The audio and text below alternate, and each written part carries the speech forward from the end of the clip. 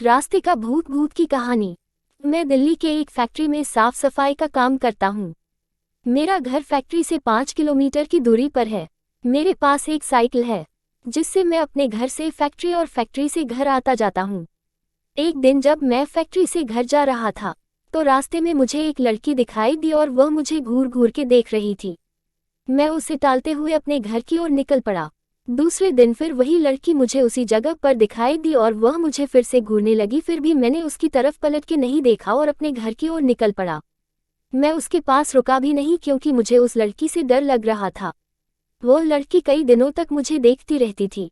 एक दिन वह लड़की वहां पर नहीं दिखाई दी तो मैं सोच में पड़ गया, ऐसा क्या हुआ जो वह लड़की आज नहीं आई।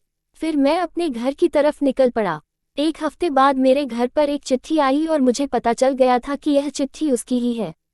उसमें उसका नाम प्रीति लिखा हुआ था और उसमें से एक फोटो निकली थी जो कि उसी लड़की की थी। मैं चौंक गया कि उसे मेरा पता कैसे चला। उस चिट्ठी में लिखा हुआ था कि कल जब फैक्ट्री से निकलो तो जहां पर मैं खड़ी रहती हूं वहां पर मेरा इंतजार करना। उसके दूसरे दिन मैं वहां पर पहुंच गया तो वह लड़की वहां पर नहीं खड़ी थी। मैंने काफी इंतजार किया, फिर मैं अपने घर की तरफ चल दिया और तभी मुझे याद आया कि वो जो चिट्ठी आई थी उसमें उसका पता तो होगा। फिर मैं उसका पता पढ़कर उसके पते के अनुसार मैं उसके घर मिलने के लिए गया। दरवाजा खोलते ही एक आदमी आया और बोला कि क्या काम है। तो मैंने बोला कि मुझे प्रीति से मिलना है। तो उस आदमी ने बोला कि मैं उसका पापा हूँ और प्रीति को मरे हुए 2 महीने हो चुके हैं। मेरे हाथ पांव कांपने लगे। मैं सोच में पड़ गया कि वह लड़की जो मुझे रास्ते में मिली थी और जिसने मुझे चिट्ठी भेजी थी वह कौन होगी। मुझे लगा कि वह उसकी आत्मा होगी। तभी प्रीति के पापा ने मुझे दिखाया कि देख लो, उसकी तस्वीर पर माला पड़ा हुआ था।